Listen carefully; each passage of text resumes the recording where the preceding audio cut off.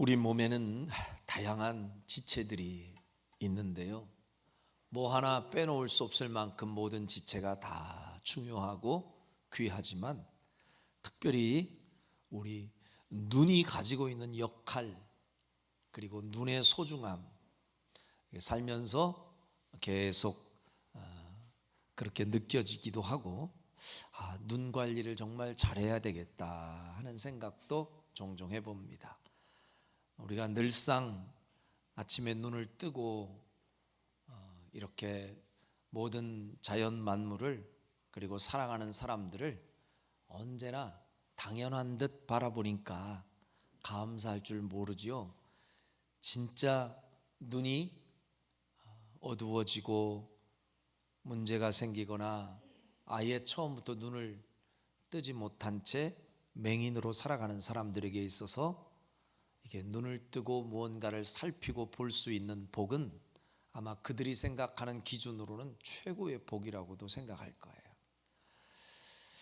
육신의 눈, 정말 이 눈 관리 잘하고 또 살아있는 동안 우리가 보고 싶은 것 잘 보고 아름다운 대자연도 잘 목격하고 사랑하는 사람 마음껏 바라볼 수 있는 이 복, 여러분들이 잊지 말고 하나님께 감사하면서 눈 관리도 잘 해야 될 줄로 믿습니다. 제가 굉장히 참 좋아하는 가수 중에 윤복희 권사님 아시죠?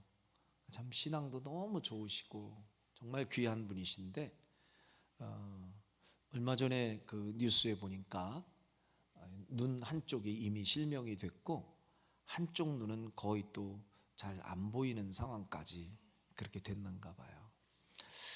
그래서 정말 이렇게 안쓰럽고 안타깝고 그랬는데, 너무 참 귀한 신앙이 있는 분이기 때문에 그런 과정에서도 당혹스러워하지 않고 오히려 벌써부터 이렇게 유서를 미리 다 써놓고 이제 천국에 갈 준비를 차곡차곡 하는 의연한 모습을 이렇게 보여주시는데 마음이 짠하면서도 감동을 받았던 지난주였나요? 그때 뉴스를 보면서 그런 감정을 가졌습니다. 그런데요, 사람에게는 이렇게 소중한 육신의 눈만 있는 게 아닙니다. 우리는 육신의 눈만 있다고 생각하는데요, 영적인 눈도 분명히 존재합니다. 영적인 눈이라는 게 있어요. 그래서 그걸 다른 말로 우리가 영안이라고 그러죠. 한자로 영안, 영적인 눈이에요. 영적인 눈이 밝은 사람은 이 육신의 눈이 참 좋은 사람으로 한평생을 사는 것 참 귀한 일이고 복받은 경우인데, 영적인 눈이 밝은 사람은 오히려 그 육신의 눈이 밝은 사람보다 저는 더 귀하고 더 큰 복을 받은 사람이라고 확신합니다. 우리가 잘 느끼지 못해서 그렇죠. 이 영적인 눈이 밝고 밝아 이렇게 시력이 좋은 사람으로 산다는 것은 참 복 있는 삶이에요.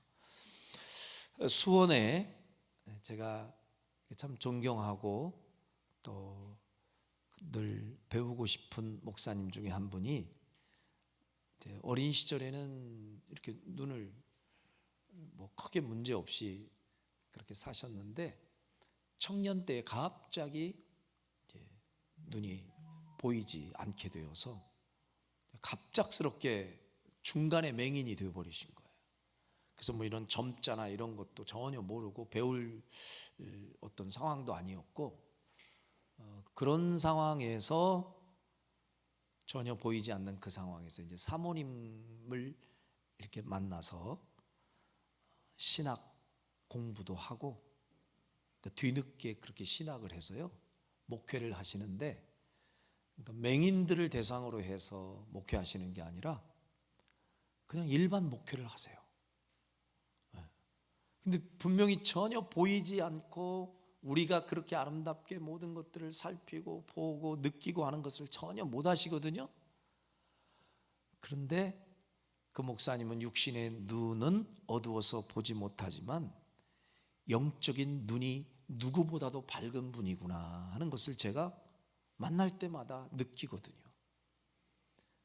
그분은 일반 영적인 눈을 갖지 못한 일반인들에 비해 이분은 육신의 눈이 없기 때문에 보지 못하지만 그들이 보지 못하는 하나님의 세계, 영적인 세계를 늘 보고 하나님의 일하심을 늘 바라보고 하나님의 손길을 보고 그게 느껴져요.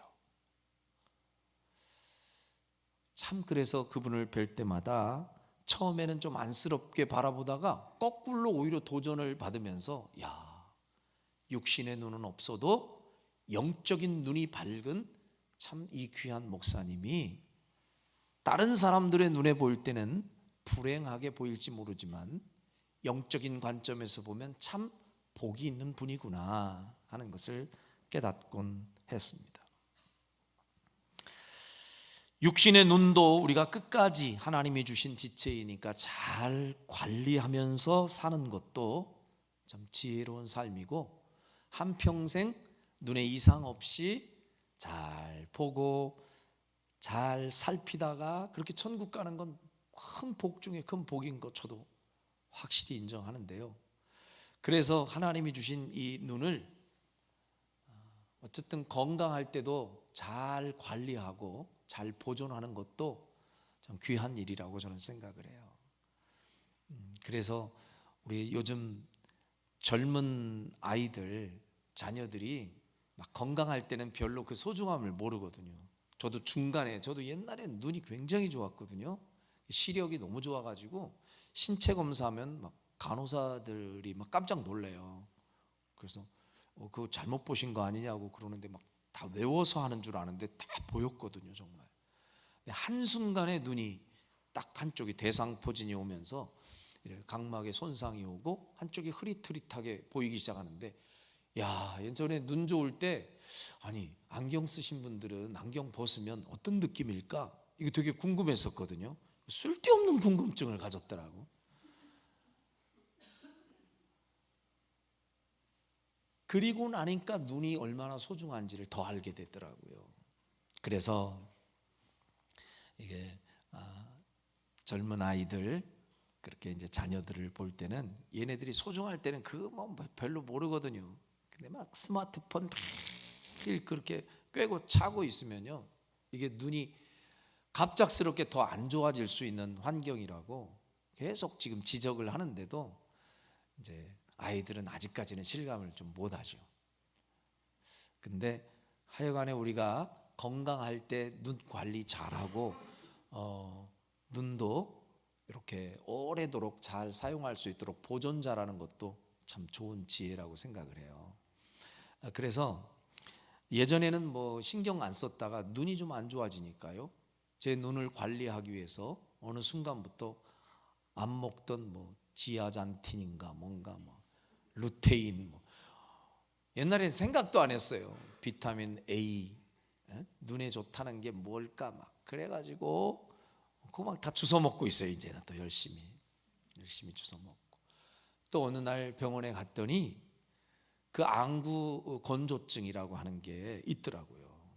그래서 이렇게 그거 방치해 두면 또 노안이 쉽게 오고 이럴 수 있다고 그러면서 인공 눈물이라는 것을 처방을 해주더라고요. 그래서 그걸 왜 하느냐 그랬더니 이렇게 자연스럽게 우리 눈을 보호하는 윤활제 역할을 할 수 있는 그런 눈물이 있다는 것이 참 좋은 건데 그게 제대로 작동이 안 되면 하는 수 없이 이 눈에다가 인공 눈물을 넣어서라도 그 눈이 뻑뻑하지 않게 그 건조증을 조금 완화시키는 작업이 필요하더라고요.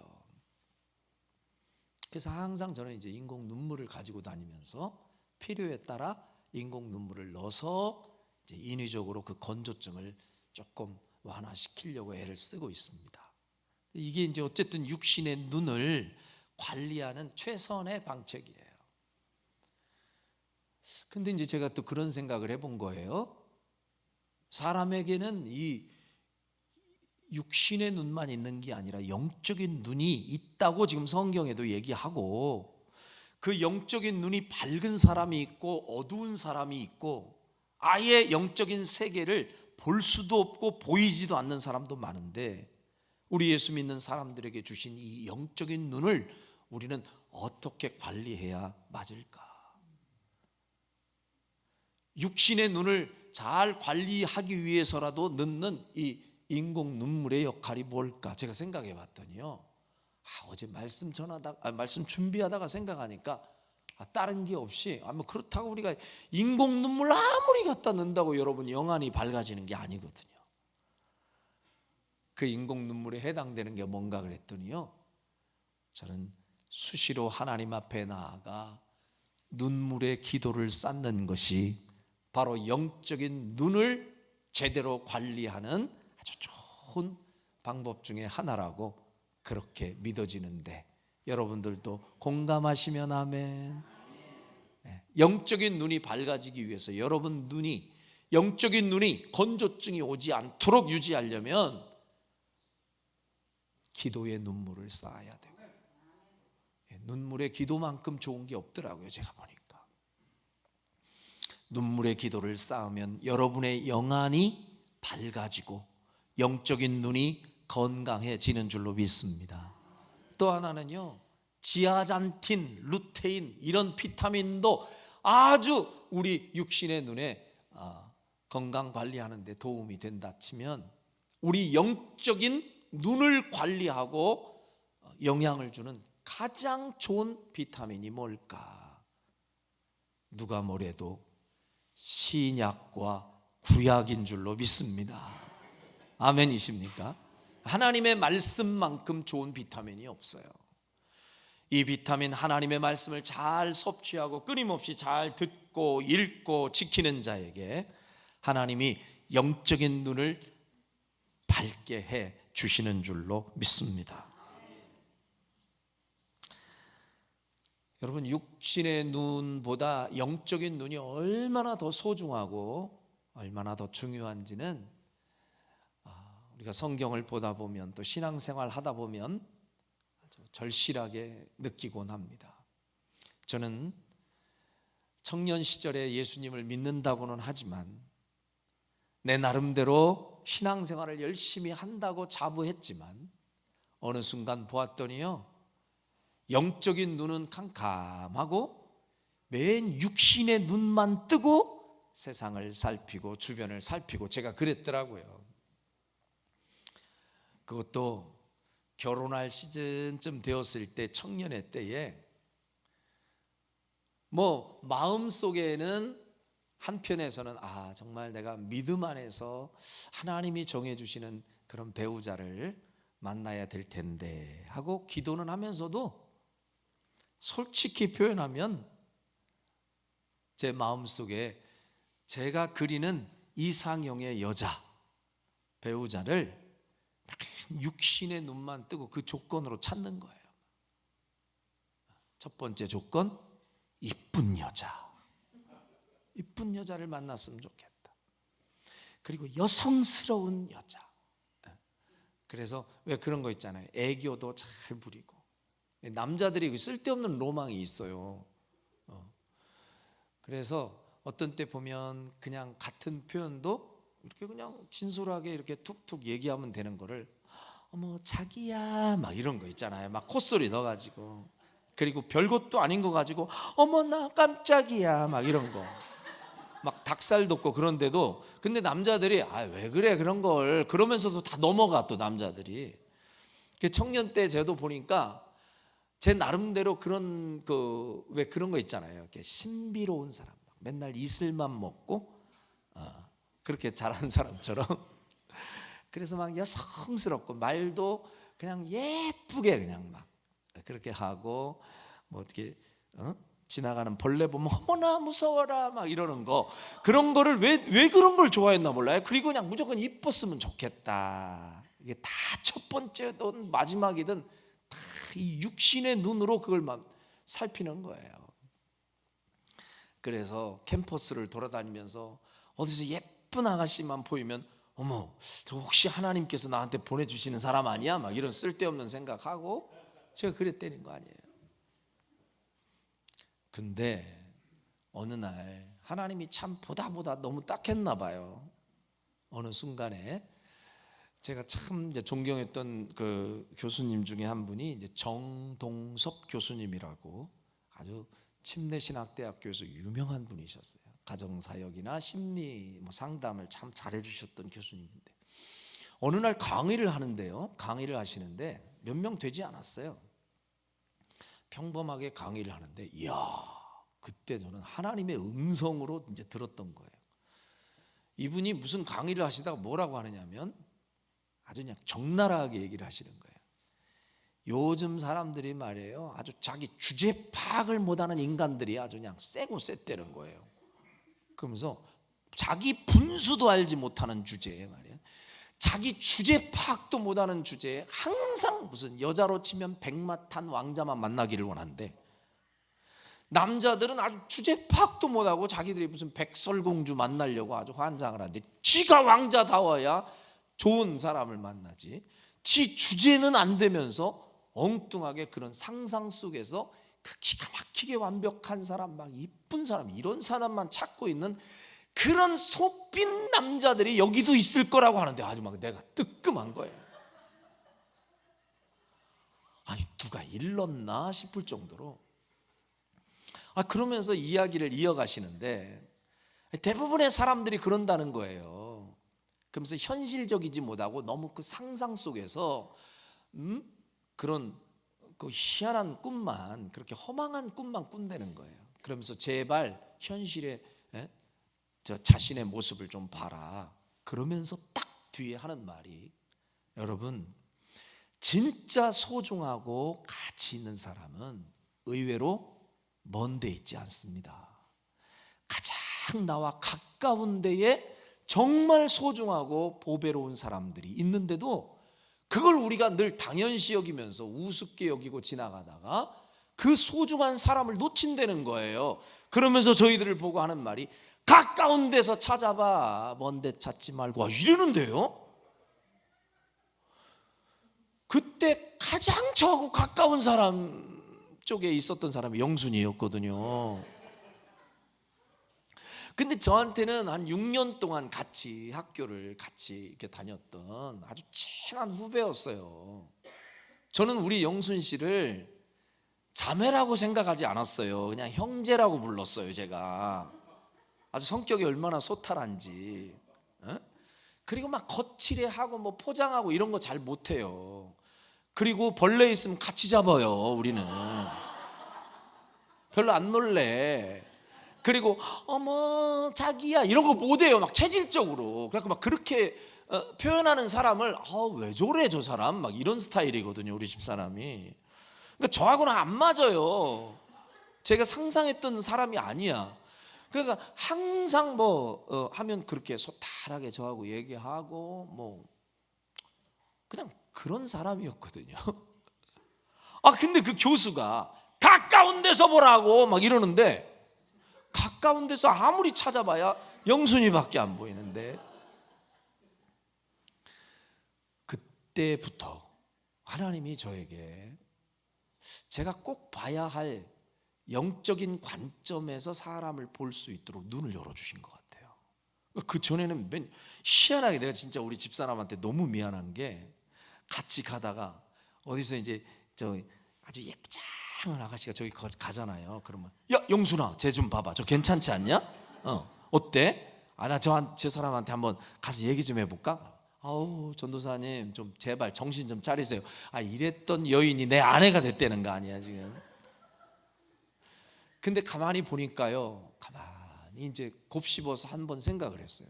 근데 우리 집사람은 다른 거 잘하는 건 몰라도 정말 기도 하나는 열심히 했다는 걸 제가 알고 있고, 매일 교회와 또 학교만 오갈 줄 알고 무슨 노래방 한 번도 안 가본 사람이에요. 부르면 맨날 찬송만 부르고. 그러니까 세상적인 관점에서 볼 땐 재미가 별로 없어. 근데 아니 가만히 바라보니까 야, 영적으로 보면 이렇게 보배로운 사람이 또 있을 수 있을까 하는 게 확 느껴지는 거예요, 갑자기. 그러니까 하나님 주신 마음이죠. 그리고 이제 학교에서 졸업여행을 간다고, 저 성지순례를 간다고 다들 돈을 막 한 300, 400씩 모으고 그럴 때였거든요. 근데 같이 가자 그랬더니 아니 그 금액을요, 아마 우리 장모님이 기죽지 말라고 그 돈을 어떻게 마련해서 성지순례 가라고 돈 줬대요. 그랬더니 성지순례 가라고, 그 졸업여행 가라고 준 돈을 글쎄 홀라당 건축원금으로 싹 내버렸어. 아니 왜 그 돈을 거기다 넣느냐고요. 그거 참 귀한 학교 행사인데.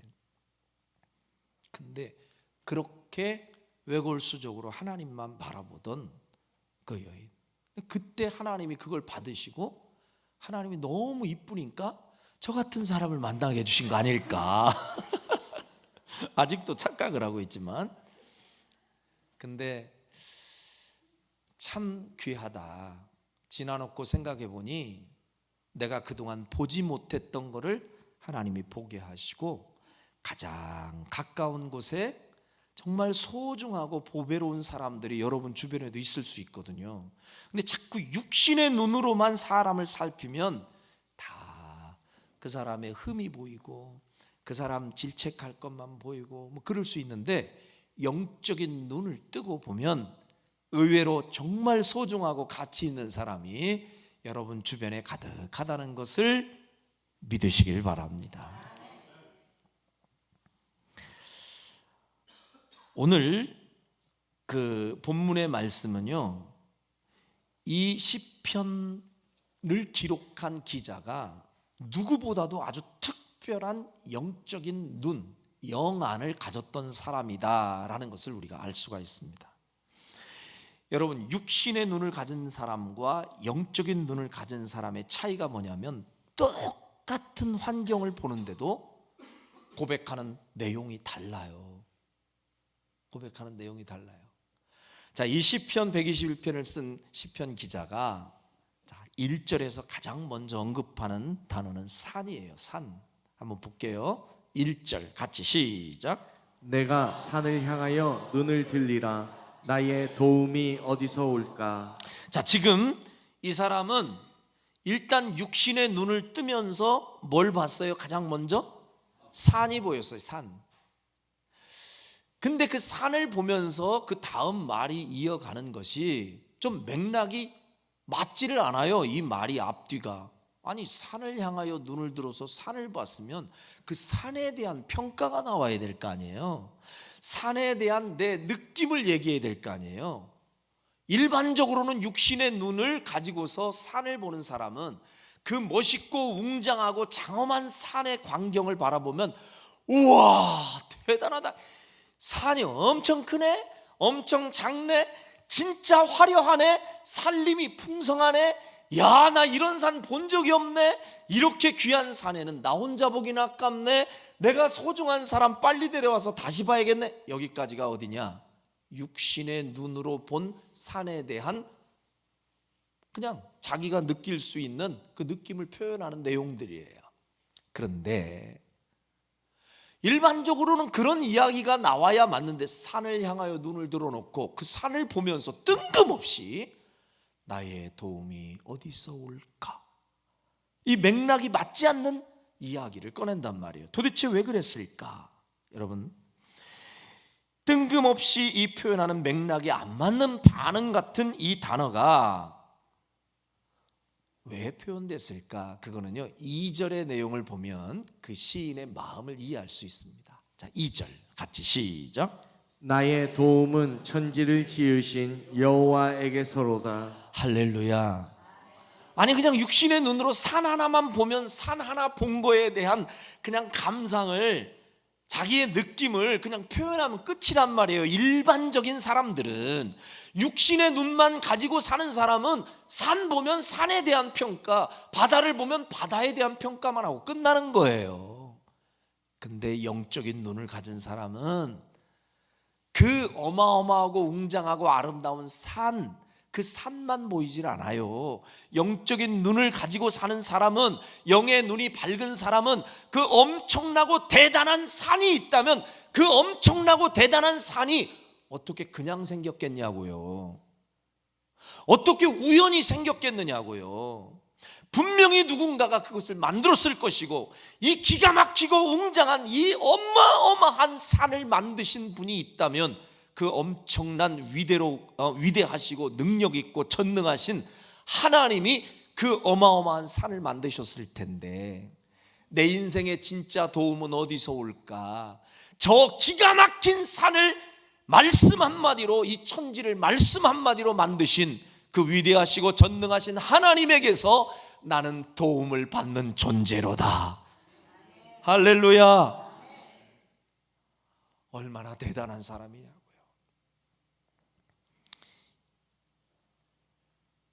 대자연의 위대한 광경이나 경이롭기까지 한 이 우주의 신비를 보면서 그 자체에 놀라고 그냥 감탄만 하는 정도의 사람, 이건 육신의 눈만 가지고 사는 사람이에요. 그러나 거기를 뛰어넘어 그 위대한 대자연을 친히 지으시고 만드신 위대하신 하나님까지 발견하고 그 위대하신 하나님께 영광과 찬양을 돌리는 자리까지 나아가는 그 시인의 모습, 이런 정도로 영안이 밝고 영적 해안도 소유하는 성도 여러분이 모두 되시기를 주의 이름으로 축원합니다. 자, 그런 관점에서 이 시인은 영적인 눈을 열고 산 하나를 바라보면서도 이 나를 도우시고 나를 지키시는 하나님에게 눈이 가게 되고 그 하나님을 발견하며 지금 찬양하고 있는 거예요. 그런데 본문의 말씀은 8구절로 되어 있어요. 그리 길지 않죠. 자, 8구절로 되어 있는 이 시편 121편 가운데에 제일 많이 반복해서 등장하는 단어가 3개가 있습니다. 무엇일까요? 제일 많이 반복해서 등장하는 3가지의 단어가 있어요. 일부 예배 때 여쭤봤더니 척척 맞추시더라고. 뭘까요? 지키신다. 발견하셨네. 지키신다라는 단어가요 6번이나 등장해요. 또 있어요. 또 지킨다라는 단어가 6번이 반복돼요. 또 많이 반복되는 단어 뭘까요? 뭐가요? 여호와께서. 잘 찾으셨어요. 여호와께서라는 단어가 6번이나 또 등장해요. 자, 그 또 하나 있어요. 또 하나 마지막 누구예요? 너를 10번 제일 많이 나오는 단어가 너를이에요. 따라합시다. 너를 여호와께서 지키신다. 아멘. 이 가장 많이 등장하는 3가지의 단어를 조합해서 문장을 만들면 여호와께서 너를 지키신다. 이게 121편의 핵심 요절이에요. 핵심 내용이에요. 하나님은 오늘 이 말씀을 통해 하나님이 너를 지키신다, 이 약속의 말씀을 우리에게 지금 주고 계시는 줄로 믿습니다. 여러분, 우리가 아무리 인생을 살면서요, 우리가 노력하고 애쓰고 아무리 내 스스로를 지켜보려고 애를 써도 내 스스로가 노력해서 지킬 수 있는 데는 한계가 있어요. 그러니까 내가 아무리 노력하고 힘써도 지켜낼 수 없는 영역이 분명히 있어요. 인정하십니까? 있어요. 그 부정하면 교만이에요. 무슨 소리입니까? 나는 힘쓰고 노력하면 안 되는 게 없습니다. 대단한 것 같으죠? 착각하지 마세요. 여러분, 저는 송대관 씨, 그분이 이제 돌아가셔서 천국 가셨는데 이제 집사님이셨어요. 후에 예수님 믿으셨는데 그분이 아주 막 전 국민이 좋아하는 노래 하나 불렀었죠. 쨍하고 해뜰 날 돌아온다. 너무 좋아요. 건전한 내용이에요. 근데 그 가사 가운데에 동의할 수 없는 가사가 하나 있어요. 옛날에는 되게 좋았거든요. 그 단어가 안 되는 일 없단다. 노력하면은. 저는요 옛날에 어린 시절에는 아멘 했어요. 거기에서 안 되는 일 없지, 열심히 노력하면 그 노력의 대가로 다 일이 된다. 나는 그거 아멘 했다니까요. 근데 나중에 인생을 살며 신앙생활을 하다 보니까요 그 말이 얼마나 모순된 말인지를 알게 됐어요. 여러분 정말 안 되는 일 없어요? 아니 노력하면 무조건 다 돼요? 안 되죠. 안 되는 일이 있어요. 물론 애쓰고 힘쓰고 노력하면 그 노력은 배신하잖아. 사람을 배신하지 않고 그 노력에 관련되어 있는 대가로 주어지는 열매가 분명히 있어요. 그건 부정하지 않아요. 열심히 성실하게 노력하고 애쓰는 사람이 받을 수 있는 정직한 열매가 있어요. 그러나 우리가 부정할 수 없는 사실은 그럼에도 불구하고 우리가 힘쓰고 애쓰고 아무리 노력해도 내가 감당할 수 없고 내가 지켜낼 수 없는 영역이 우리 인간에게 분명히 존재한다는 거예요. 이거 부정할 수가 없어요. 그 중에 하나가 어디일까? 사람의 생명의 영역이에요. 생명의 영역이에요. 이거는 우리가 힘쓰고 노력한다고 우리의 생명을 영원토록 보존해요? 우리 스스로가? 정말로 그럴 수 있을까요? 천만의 말씀이에요. 알고 있지만 우리가 인정하려 하지 않고 지금 막 딴 곳에 정신 팔려 그렇지, 우리의 인생의 영역 가운데에 내 힘으로 노력으로 지켜낼 수 없는 게 우리의 생명의 영역이라니까요. 그 부분은 그걸 지켜내실 수 있을 만한 하나님께 맡겨야 되는 것이 여러분과 저의 본분인 줄로 믿습니다. 또 하나는요, 많이 있겠지만 우리 힘으로 노력으로 해낼 수 없는 영역이 많이 있겠지만 그 가운데 또 하나를 얘기하라면요, 저는 우리들의 자녀들의 미래더라고요.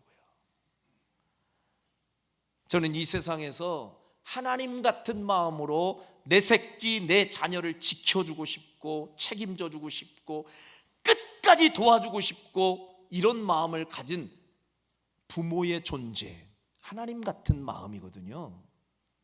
그거는 그런 걸 공부해서 되는 게 아니라 그냥 천성적으로 본능적으로 내가 희생하더라도, 내가 없어도, 내가 불편해도 내 새끼 잘 되는 일이라면, 내 새끼 지키는 일이라면 온 부모가 다 움직여요. 자식 앞에서 제일 약해지는 존재가 부모거든요. 그런데 여기 계신 모든 부모님들, 장래의 부모가 될 우리 자녀들도 잘 생각해 보세요. 여러분이 힘쓰고 애쓰고 노력하면 진짜 내 새끼의 미래를 끝까지 여러분 나름대로 끝까지 노력하면 진짜로 그 자식들의 미래를 지켜낼 수 있을 것 같아요? 정말로 책임질 수 있습니까? 아니라니까요. 저는 살아볼수록, 세월이 흘러갈수록 야, 이건 내 영역이 아니구나, 처절하게 느껴요.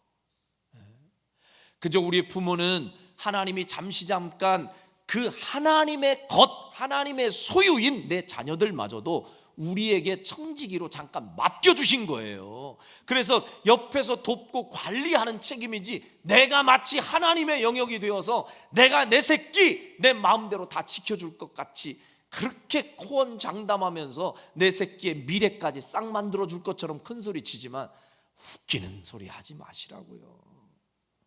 안 돼요. 내 힘으로는 안 돼요. 이 땅에 그렇다면 누가 나를 완전하게 끝까지 책임지며 끝까지 지켜줄 사람이 도대체 누구인가?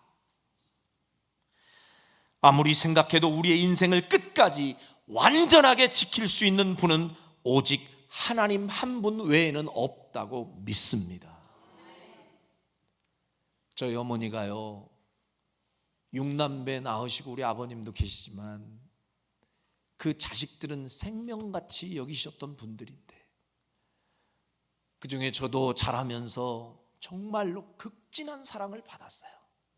우리 어머니 내 새끼의 미래를 위해서라면 그냥 자신의 삶을 다 희생하고 다 헌신하고라도 내 새끼의 미래가 잘 만들 수 있다면 하는 마음으로 한평생 사신 분이에요. 그분은 저한테 하나님 같은 존재였어요. 우리 어머니만 계신다면 모자랄 게 없다고 그렇게 확신하며 살았어요. 근데요, 끝까지 지켜주고 싶고 끝까지 함께 해주고 싶고 끝까지 도와주고 싶은 마음은 얼마나 간절한 분인지 몰랐는데 딱 50년이더라고. 우리 어머니가 날 지켜주신 건 50년이야. 아니, 그 50년도 다 채우지 못하고 어느 시점에 가니까요, 어머니의 힘있던 팔도 늘어지고 힘있던 어머니의 발도 늘어지고 온 몸의 균형이 깨지고 나중에 보니 어머니가 나를 지키는 게 아니라 내가 어머니를 지켜드려야 될 때가 오더라고요. 그러더니 야속하게 평생을 끝까지 완전하게 내 인생 속에 떠나지 않고 영원한 나의 지킴이가 되고 하나뿐인 영원한 내 편이 되어줄 것 같았던 어머니도 제 옆에서 힘주고 용기 줄 수 있는 것도 딱 50년, 그리고 야속하게 제 곁을 떠나셨어요.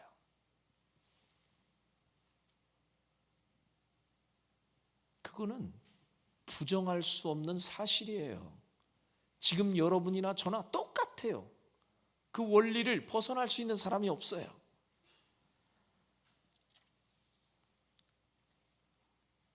우리 인간은 아무리 마음이 굴뚝 같아도 아이를 지켜주고 싶은 마음은 간절해도 한계가 있다니까요. 자식을 품고 젖을 주고 있는 엄마도요, 젖을 주다가도 피곤하면 졸아요. 졸면서 먹여요. 자다가 깨서 먹여요. 그 마음은 간절하지만 한계가 있고 능력이 부족해요.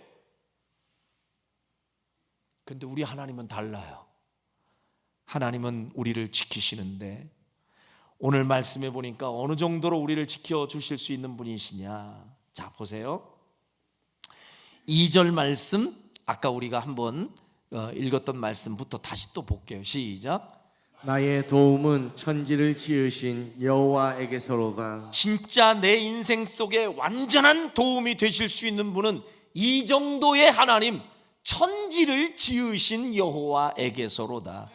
육신의 한계가 있고 어느 정도 시간이 지나면 무능해지고 능력도 딸리고 힘도 딸리는 어떤 사람에게서 오는 도움 말고 내 인생의 진짜 도움은 저 산을 지으신 여호와에게서로부터이다.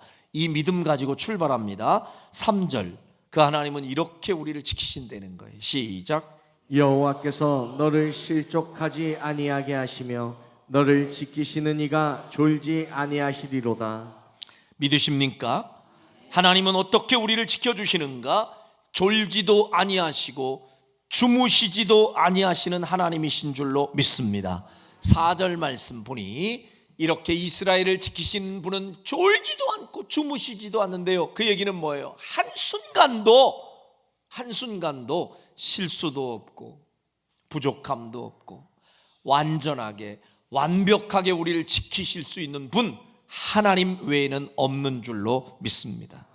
그럼 그렇게 지키시는 그분이 우리를 어느 때까지 지켜줄 수 있는가? 말씀드렸잖아요. 우리 육신의 부모는 끝까지라고 하는 그 끝까지가요, 20년도 됐다, 50년도 됐다, 30년도 됐다, 아무리 길어도 100년이에요. 그 이상은 못해요, 우리는. 근데 하나님은 달라요. 유효기간이 없어요. 하나님은 8절에서 이렇게 얘기합니다. 시작. 여호와께서 너의 출입을 지금부터 영원까지 지키시리로다. 믿으십니까?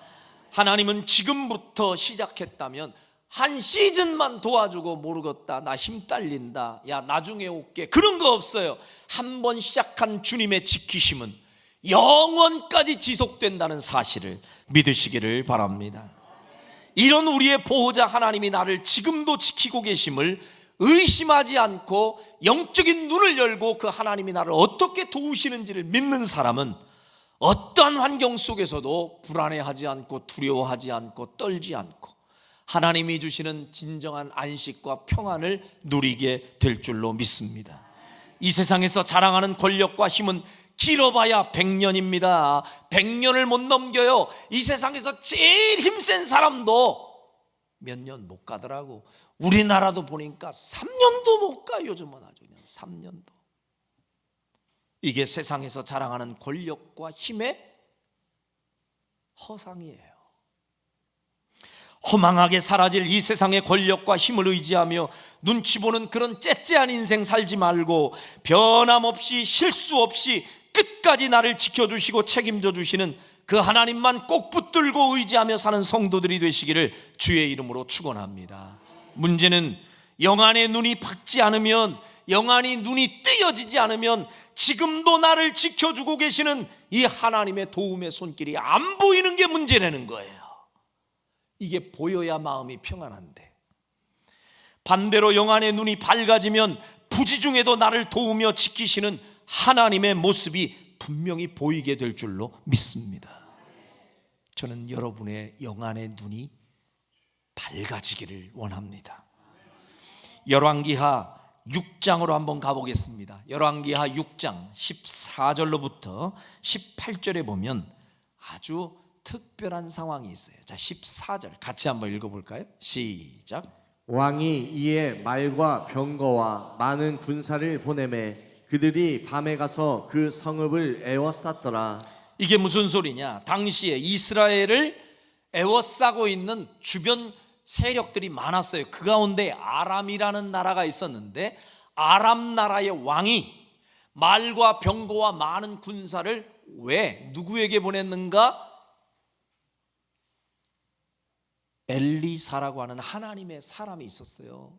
하나님의 사람 엘리사라고 하는 이 사람을 축출하고 없애기 위해서 이 아람 왕이 군대를 파송해서 그가 있던 도단이라는 성에 완전히 포위를 한 거예요. 마치 엘리사는 딱 그냥 도간에 든 쥐가 되고 말았습니다. 자, 그 상황에서 지금 일어나는 일이에요. 그런데 갑자기 이 기가 막힌 상황, 이제 금방 죽었어요. 이제 엘리사와 그 엘리사와 함께하는 종은 이미 끝난 거예요. 운명적으로, 상황적으로 볼 때. 근데 다음날 아침 엘리사의 사환이 눈을 뜨고 일어나서 보니까 기가 막힌 상황이 벌어졌어요. 15절 시작. 하나님의 사람의 사환이 일찍이 일어나서 나가보니 군사와 말과 병거가 성읍을 에워쌌는지라. 그의 사환이 엘리사에게 말하되 내 주여 우리가 어찌하리까 하니. 우리가 어찌하면 좋겠습니까? 지금 나를 둘러싸고 있는 그 환경을 바라보며 지레 겁먹고 발발 떨고 있는 사람이 누구냐? 엘리사의 사환 종이었어요. 당연하죠.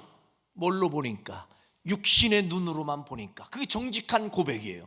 육신의 눈을 뜨고 보니 나를 에워싸고 있고 우리 선생님을 죽이려고 온 그 적군들이 에워싸고 있는 그 환경은 분명히 죽을 일이에요.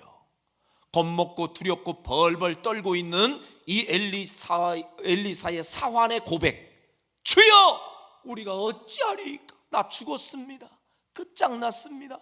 원수들이 우리를 다 에워싸고 있으니 이건 끝났습니다. 육신의 눈으로만 보면 그 사환의 외침이 정직하다니까요. 어쩌면 지금도 우리가 인생을 살면서 나를 둘러싼 환경을 바라보면서 이렇게 지레 겁먹고 떨고 있는 이 사환의 모습이 꼭 우리의 모습 닮지는 않았는지요. 자신을 둘러싸고 있는 이 수많은 적군만 보면 당연히 앞이 캄캄해지고 팔다리에 힘 빠지고 아이고 죽겠네, 아이고 내 팔자야, 이 고백 나오는 건요 당연한 수순이에요. 지금도 여러분이 영적인 눈을 갖지 않고 육신의 눈만 뜨고 주변 살피면서 살면 이 엘리사의 사환과 다를 게 하나도 없다니까요. 다 죽을 일이에요. 다 놀래 자빠질 일이에요. 끝장났다고 고백할 수밖에 없어요. 그런데 말씀드렸잖아요. 같은 상황인데도, 같은 것을 보는데도 육신의 눈으로 보는 거와 영적인 눈을 가지고 보는 사람에 따라서 고백이 달라져요. 엘리사는 같은 환경, 같은 장소에 있었어요. 같은 것을 보는 것 같았어요. 그런데 시편 기자가 산을 보지 아니하고 그 산을 지으신 하나님을 보았듯 이 엘리사의 고백은 달라져요. 뭘 보는지 한번 보세요. 16절 한번 같이 읽어봅시다. 16절 시작. 대답하되 두려워하지 말라. 우리와 함께한 자가 그들과 함께한 자보다 많으니라 하고. 아멘. 불안에 떨고 있는 그 사환 종에게 엘리사가 얘기합니다. 두려워하지 말아라. 떨지 말아라. 지금 우리와 함께한 자가, 그죠? 하나님이 우리를 돕기 위해서 붙여준 천사가 그들과 함께하는 원수의 수보다 많다. 할렐루야.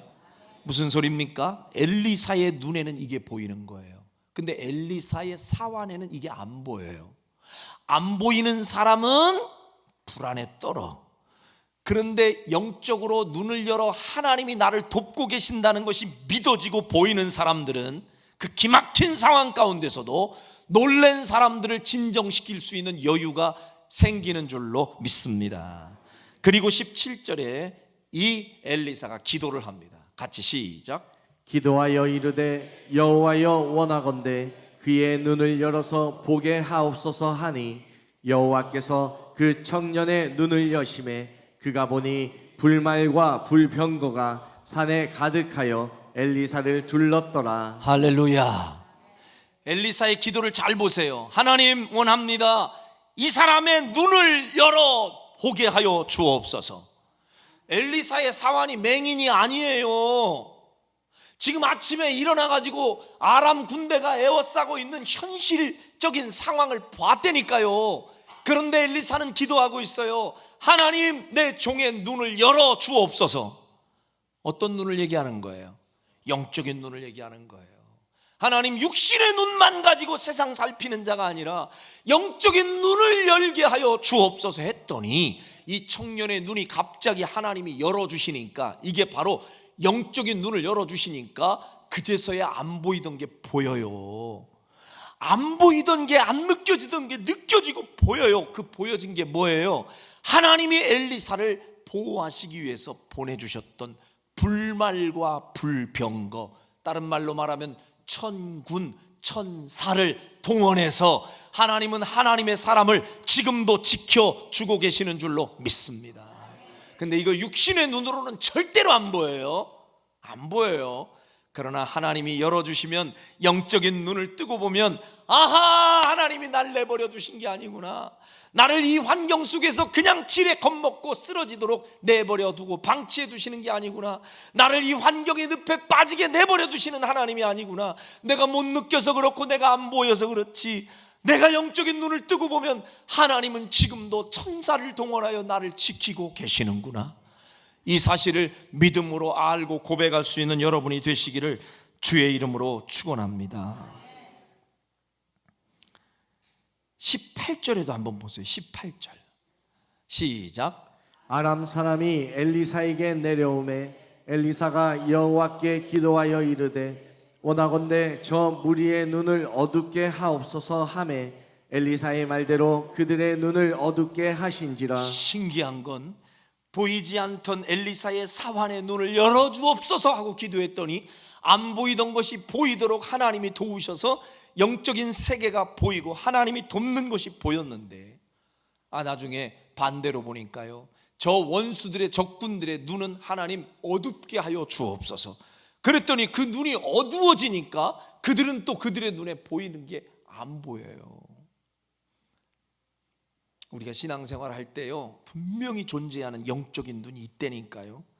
여러분의 눈이 어두워 캄캄하여 영적 세계가 안 보이고 하나님의 도움의 손길이 안 보이는 그런 답답한 인생이 아니라, 은혜 생활 잘하고 주님과의 관계가 돈독해지면서 여러분의 영안이 밝아지고 영적인 눈이, 시력이 좋아져서 세상 사람들이 보지 못하는 세계를 보고 하나님이 도와주시는 도움의 손길을 보고 믿음의 담력을 가지고 평안을 유지하기를 주의 이름으로 축원합니다. 하나님은요 이렇게 우리를 지금 지키고 계시는 것을 현장에서 보여도 주시고 약속으로 우리에게 말씀도 해주세요. 근데 한 번만 말하고 이걸 믿으라고 하면 우리가 워낙 의심이 많은 존재라 하나님이 나를 지켜주신다고 하는데도 돌아서면 안 믿어지고 돌아서면 안 믿겨지고, 그래서 또 내 스스로가 나를 지키고 내 새끼를 지켜보려고 또 고군분투하며 자기 스스로 돌아다니는 우리의 무지함을 아시는 하나님이라 우리에게 반복해서 말씀을 주십니다. 내가 너를 지키고 있다. 내가 너를 떠나지 않고 너를 지키고 있다는 것을 반복해서 지금 우리에게 주신다니까요. 한번 확인해 보겠습니다. 요한 1서 5장 18절을 같이 읽습니다. 시작. 하나님께로부터 난 자는 다 범죄하지 아니하는 줄을 우리가 아노라. 하나님께로부터 나신 자가 그를 지키심에 악한 자가 그를 만지지도 못하느니라. 할렐루야. 하나님께로부터 나신 자가 우리 예수님께서 그를 지키심에 악한 자가 하나님의 사람을 만지지도 못하도록 하나님이 우리를 지켜주신다고 약속하셨으니 이 약속을 믿으시길 바랍니다. 또한 요한복음 10장 29절에서도 또 반복해서 우리에게 약속해 주시는 거예요. 시작. 그들을 주신 내 아버지는 만물보다 크심에 아무도 아버지 손에서 빼앗을 수 없느니라. 이 사실을 믿으시길 바랍니다. 하나님이 우리를 붙잡고 지키시면 그 누구도 원수의 세력이 아버지의 손에서 우리를 빼앗을 자가 없는 줄로 믿습니다. 확신하세요. 겁먹지 마세요. 내 아버지가 나를 지키고 계신다. 이런 자신만만함이 여러분의 믿음에 근거해서 여러분의 마음 가운데 생길 수 있기를 다시 한번 주의 이름으로 축원합니다. 이사야 41장 10절에서도 주님은 이렇게 우리에게 약속합니다. 시작. 두려워하지 말라. 내가 너와 함께함이라. 놀라지 말라. 나는 내 하나님이 됨이라. 내가 너를 굳세게 하리라. 참으로 너를 도와주리라. 참으로 나의 의로운 오른손으로 너를 붙들리라. 할렐루야. 이 약속은 누군가에게 딴 사람에게 해주시는 말씀이 아니라 오늘 주변의 환경을 바라보고 엘리사의 사환처럼 나를 에워싸고 있는 이 공포스러운 분위기와 상황을 바라보며 주여 우리가 어찌하면 좋겠습니까? 나 죽게 생겼네요 라고 말하는 불안에 떨고 있는 우리를 향하여 하나님이 지금 말씀해주고 있는 약속의 말씀이에요. 불안해하지 마시고 영적인 눈과 영적인 귀를 열고 주님의 음성을 듣고 주님의 도우시는 손길을 보며 담대하시길 주의 이름으로 축원합니다. 시편 121편 오늘 말씀의 본문으로 돌아가서 5절부터 8절까지를 한 목소리로 또박또박 지금 하나님이 우리에게 주신 약속의 말씀이에요. 같이 읽겠습니다. 시작.